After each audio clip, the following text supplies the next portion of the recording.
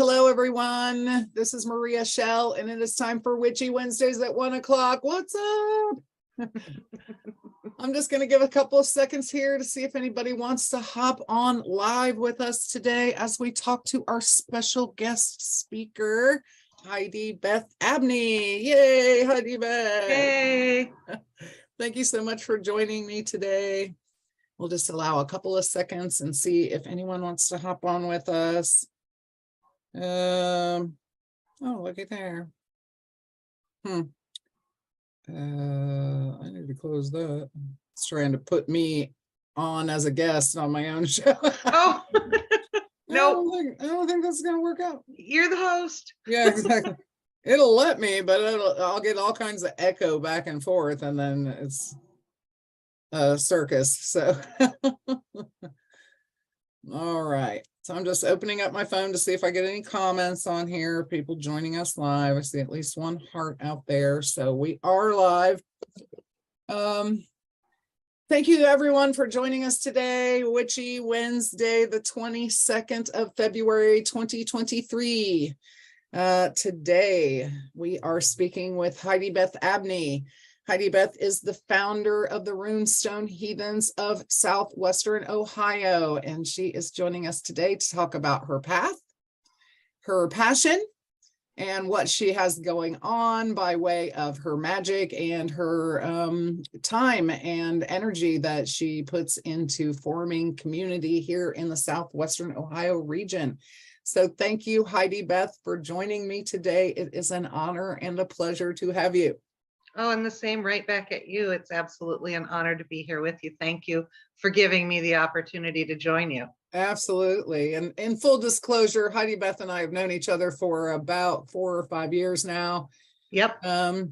Maybe you can tell them just a little bit about how we met and came to know each other in this way. Well, we have some mutual friends, and they had talked to me about attending one of Baba Yaga's rituals. And so we all went as a group together, and I met you there, and we went to several of your rituals, and you know, it's just I think you were probably one of the first public things that I ever actually did, because I've been solitary for a long time before that. So yeah, honestly, you know, a lot of people are out there practicing solitary, thinking that they're out in left field somewhere. Yep. Or maybe they don't have a connection in their small community that they can really find support from. So that is one advantage to this digital age, is that we can actually reach out and support people further than we can physically reach in the amount of time and space that's available to us, right? So absolutely. Yeah. So why don't you tell us a little bit about how you came to find your individual path? Sure. So I was, just like a lot of people, raised varying flavors of Christian, and got married very young. And when I was pregnant with my second daughter, I started wondering what was right. So I was about 22. I had been exposed to pagan and animistic ideas most of my life, because I have an aunt. Well, my aunt has passed since then, but I had an aunt who was a medicine woman. And so I had the benefit of having that, but it wasn't something that I got to actively participate in until I was an adult and made the choice myself. And I decided that I was having this child, and I no longer wanted to believe in something because of fear, that I was afraid not to believe, that I wanted to find something that I could believe in that actually felt like home. Yes. And so I began investigating animism, and I walked a solitary eclectic path for a very long time.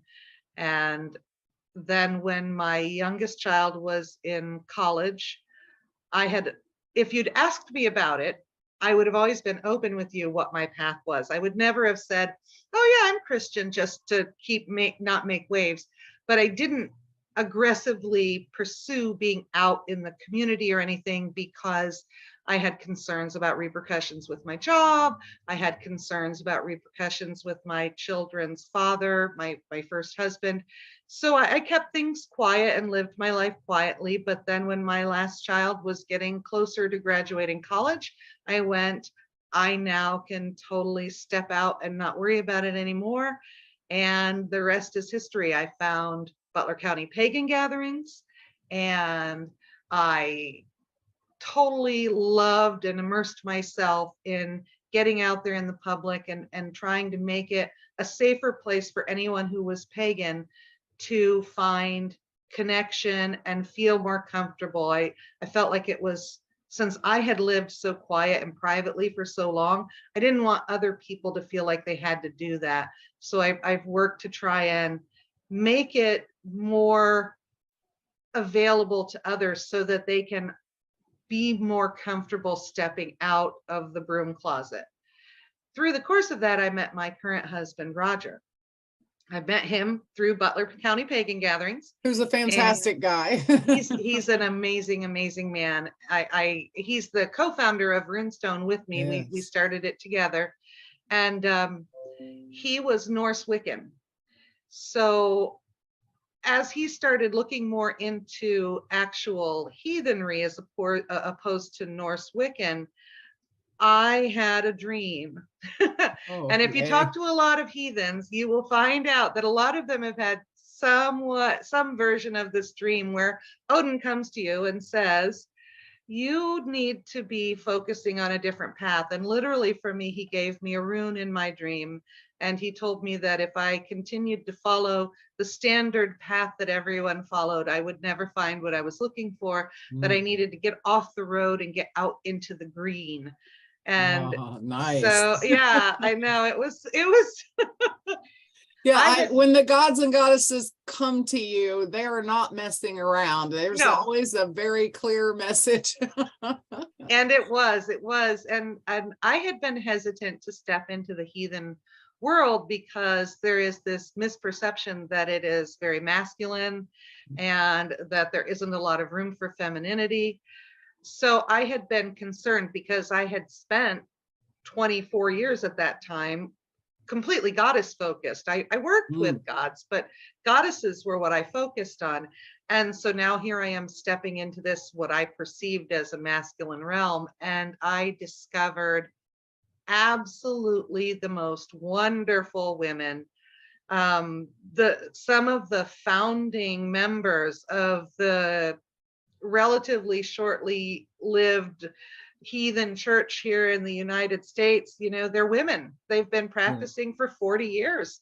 They've written some of the seminal works on what we use to inform our modern practice. And that just, I went, oh my gosh, yes, finally, I feel like I'm home. And Odin doesn't stick with most of us. When he gets us over into the heathen path, he kind of goes, okay, now off with you, go do your own thing. Yes. But he got us in, and we just took off running from there. So that's how I found my path. That's wonderful. I think there are a lot of people who will be glad to hear that that there is not as much going on in coming out of the broom closet that you think it may be. I think you work it up a lot in your own mind, telling yourself other people's stories of how they're going to respond to your coming out, right? Yep. And so it is a very good thing when they have other examples of people who have stayed in the closet out of concern for their family, for their children, for their career, and to know that they did come out and their life is still intact and their kids are still well pulled together, and yes, and that they have abundance and opportunities in their life, that it wasn't an end, it was a fresh beginning. Oh, it was so much more than that. It was absolutely finally owning my life's purpose. Yes. And that's, it's been, there have been heartaches, there have been difficulties, but not related to being pagan, related to shaking off the chains of that I used to bind myself. So it's for me, it's been freeing, and the ownership of my own spiritual path has opened me up, and it has changed fundamentally the course of my life. I still work a normal job, just like most people have to, but my normal job isn't all that I do. My normal job exists Monday through Friday, 7:30 to 4. Right. And then I spend the rest of my time focused on my community, because what my mission in this life actually is to provide inclusive, safe access to people who want to find out about heathenry, Asatru, Norse paganism, Norse Wicca, whatever flavor that is for you, because there is another misperception in the broader pagan community, that, and even in the non-pagan community, that those who practice Asatru, unfortunately, there are some that are white supremacists. Right. And we end up getting lumped in with all of them. And so it is my mission to break that stain that we have on what is an incredibly beautiful faith path that provides for full richness and gives you everything that you could possibly want, if that's the path you're called to. Now, don't get me wrong, I'm not a proselytizer. I don't believe in that. What's your path is yours. What's my path is mine. But if you're interested, but you've been held back because of those misperceptions, I wanted to provide a place where you could feel safe and comfortable learning. And so that's what Runestone Heathens is. And then the second part of that whole mission is taking that need and desire that I always had to advocate for women, and providing them with more opportunities, more comfort as well, in being part of a religion that had been misconstrued to be mainly male and Viking, which those things are sexy and exciting, but that's not what the religion is. Hollywood rarely mirrors the truth of what these paths, alternative paths, look like on a daily practical level, right? The magic is no less like wonderful and astounding and miraculous than they portray in the films. Certainly the transcendence of our understanding of those miracles is no less profound, right? Absolutely. But there's a lot of misrepresentation, old school misrepresentation, I think, that gets carried forward as fact. And recently I discovered that, the true meaning of a belief is only something that you tell yourself until it becomes a fact in your mind, whether it actually is based in truth or not. Yes. So, that is one of the things that we struggle with, I think, is switching gears on the beliefs that we have been fed versus the beliefs that are true to us and our divine nature. Absolutely. I think it's absolutely beautiful that you are providing a safe space in which men and women can come and gather and celebrate heathenry and Asatru and Norse paganism. And we have actually quite a few Norse pagans of various descriptions in Southwest Ohio.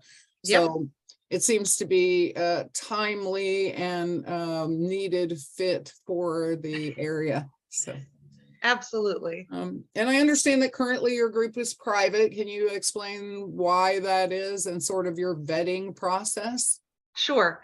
Because we do have that problem with people who have views that are not inclusive, views that are very racist, we have chosen to keep the group private simply so that we have the opportunity to review an individual's profile to make sure that there isn't anything in there that could be damaging to the group as a whole.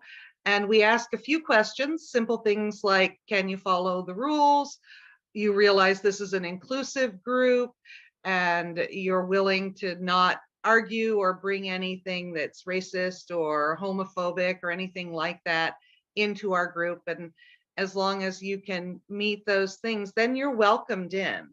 But we keep it private because of the need to provide that safety. Now we go out in public and do public things.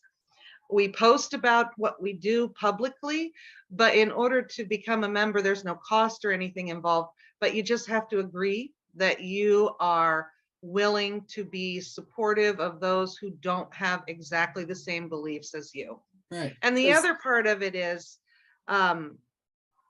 heathenry is often called the religion with homework, because we are a Reconstruction religion. Asatru and heathenry are a Reconstruction religion. Norse pagan and Norse Wicca are not. They are more modern constructs that use a Norse pantheon as the basis for their practice, whereas heathenry and Asatru and Vanatru and Rakatru, all of those, we attempt to reconstruct the beliefs of the pre-Christian, post-Proto-Indo-European peoples of the Germanic tribes and the Northern European tribes. So we do so by the use of what we call the lore, which are the sagas that were written during after that time about the people who lived during that time. We have the prose and poetic Eddas that we use. We also use archaeological findings. So we're all geeks. We all spend a lot of time researching all of that. Sure. And that is done in an effort to, as close as we can, reconstruct what those practices would have been like, while accepting that we live in modern times and everything from our climate to the requirements for daily living have changed. So we bring those forward and attempt to make something that, if there had been continuous practice through the past 1,000 years, what would it have looked like? So we try to make it something that our ancestors would recognize, but not know was exactly the same, because there's just no way to fully recreate it. So we use a lot of UPG, but we also use the lore. And when people are new, sometimes that's intimidating to them.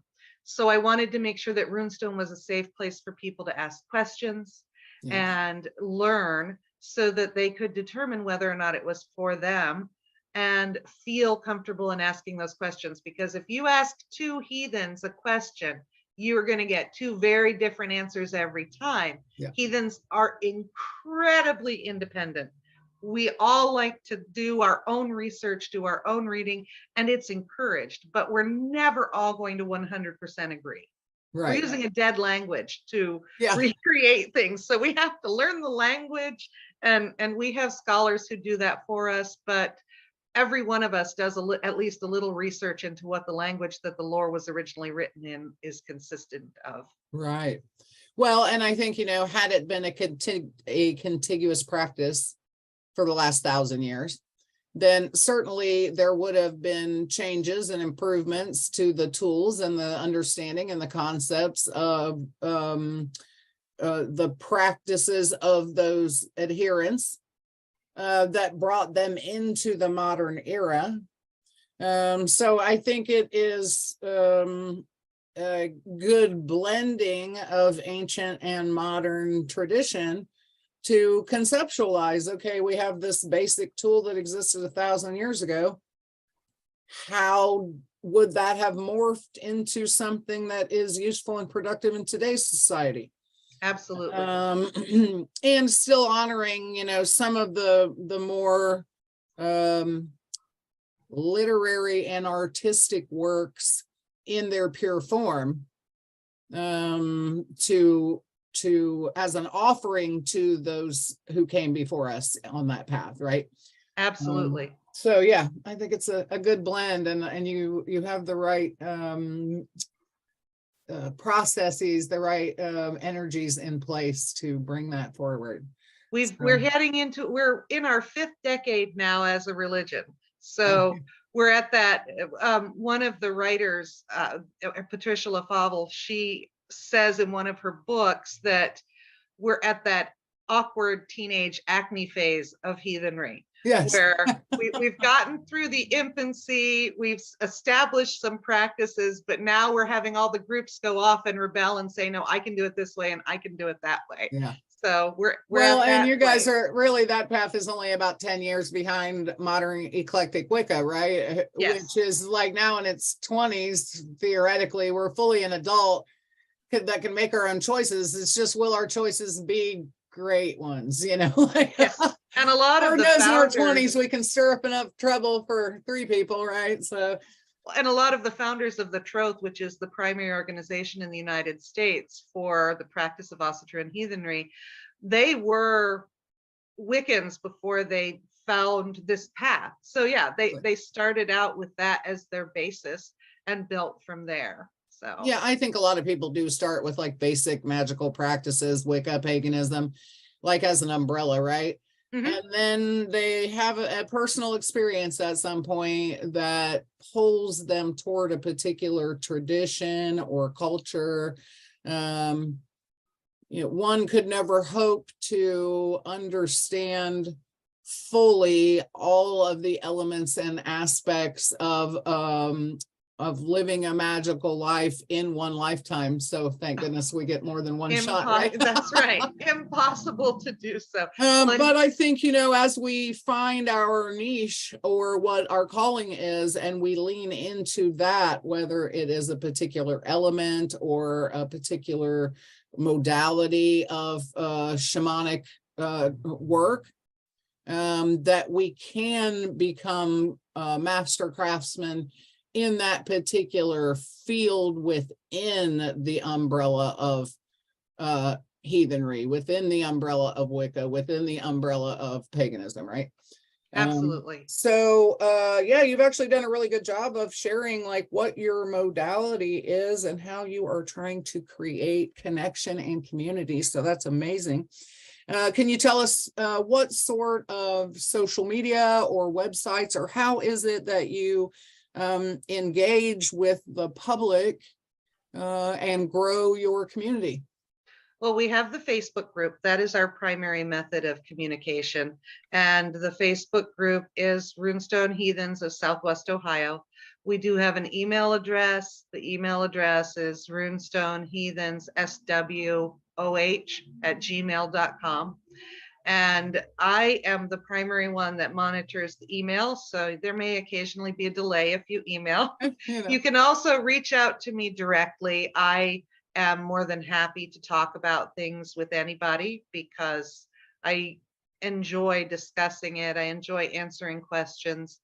But as we grow and expand, we are finding that we're going to have to add some other things. So my admin group and I, we've been working out what that's going to look like. So in the next few months, we might be rolling out a blog of some kind.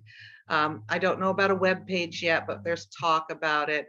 And there's talk about formalizing the group as well into something so that we can continue the mission of what the group is. Right. Because we're getting to the point, we have almost 300 members now, and it's to the point where we actually need to do more than just HeidiBeth doing the organizing. Yeah, so no. I have a team now of 6 people that help me, and we've been working on those future things. We have a camping trip coming up this summer that we're taking as a group, a weekend camping trip over the weekend that follows the solstice in June. Yeah. And you'll see various members of us at different things. I've got some workshops that I'm teaching. I've got one coming up at the Dayton Psychic Fair. Oh, okay, great. Yeah, and I'm going to teach one at Witch in the Woods, and we always are at Dayton Pagan Pride, but we're looking for other places to provide that information so that others can come and learn and grow a little bit more with everything. So watch for more social media to become available as we develop more people who are willing to assist with that. Yes, absolutely. That's one of the mistakes I made in the beginning, was thinking that I could handle all of the moving parts on my own. It's a short road to burnout if you think that you can do it without help, for sure. So good for you for recognizing that early in the game. I've seen a couple of heathens who've gotten very, very famous on YouTube, and their organizations have had some significant problems because they didn't invest in an infrastructure so that Yeah. they could grow and not run into problems. Well, and So each of us has our own areas of strength and weakness, right? So as a yes, team, we can cover all of the bases from a place of strength absolutely. instead of, being strong in one area and sort of back paddling to throw it together in another area, Right. Yeah, and it guards your sanity and your ability to practice self-care, which is super important when we walk this path, because you can't pour from an empty cup, right? No, you cannot. Okay, let's see. I don't think there's really anything that we haven't talked about. Has there been a particular aha moment or some memory that stands out to you on this path where you were just like, yeah, this is it, I'm convinced? Oh, pretty much every time I get together with the community, I have that moment. Yeah, We had our first gathering back right before COVID started, right. and it was only 10 people. And yet at that moment, I went, this is exactly what I'm supposed to be doing.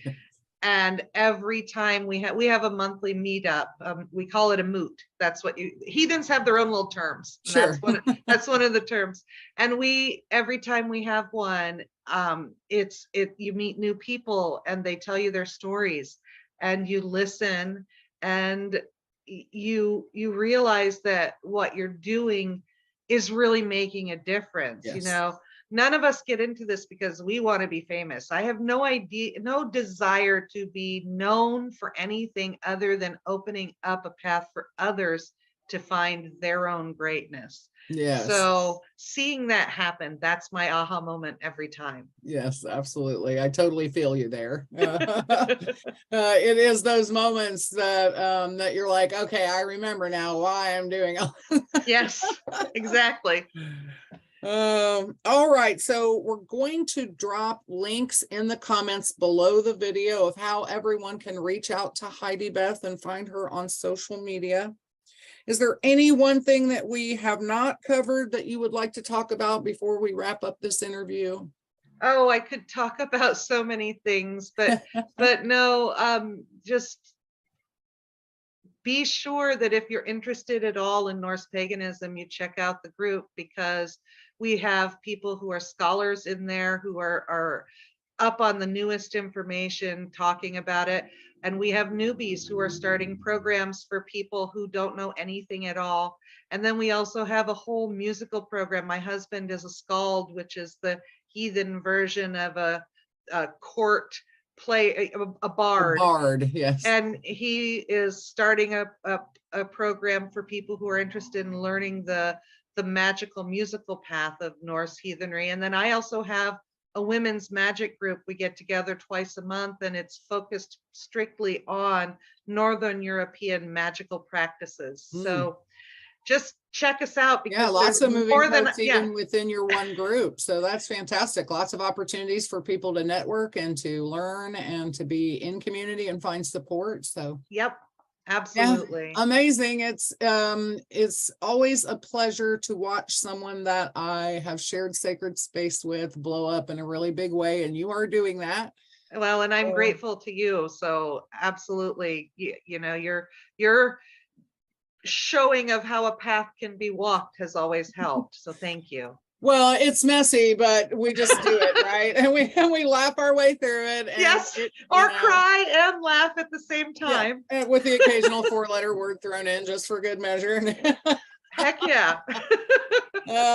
And actually I'll get with you later, but I wouldn't mind doing another one of those campouts, because we did one a couple of years ago that Yes, we wasn't did. necessarily related to your group or mine specifically, but we kind of got a few people together who are just in community here and did that, and it was super fun. So oh, and it's going to be a lot of fun. We're going to have some workshops. We're going to have some setups for kids to do some things. So it'll be a whole lot of fun. Yeah. Yeah, and hopefully many less raccoons this time. Or skunks. Oh yeah.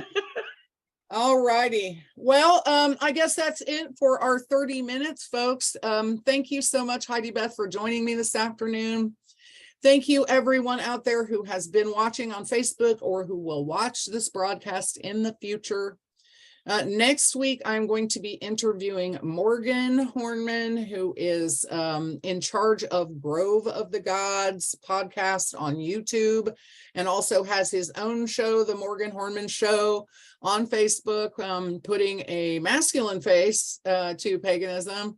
He is a devotee of Pan, so we will be discussing with him all things magical and Greek gods and whatever he wants to share with us. I will be watching that one for sure. I love Morgan. Yeah, I know. I love him too.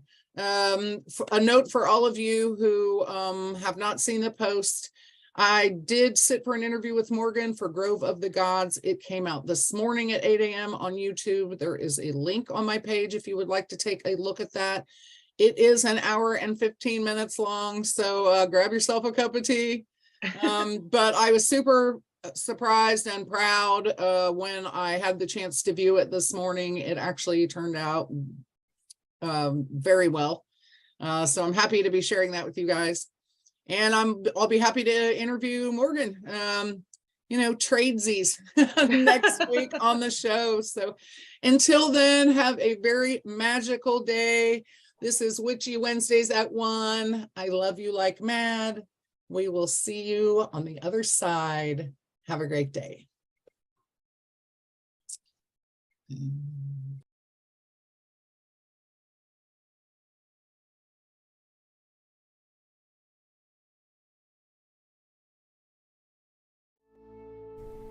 Aromagees Botanica, a metaphysical store for mind, body, and spirit. Oils, herbs, candles, crystals, teas, handmade soaps, tarot cards, everything you need on your magical journey. Daily psychic and tarot readings, classes, witchcraft, pagan, and hoodoo supplies, most of it made in-house. Try our free Dress Your Own candle station. From spiritual gifts to ritual supplies to religious books, we have the widest selection of metaphysical products in all of Tennessee since 1999. It is our goal to inspire everyone to explore their spirituality in their own way by offering information and products in a nurturing multicultural environment. Open 7 days a week. 223 Donaldson Pike, Nashville, Tennessee, or visit us online at aromagees.com.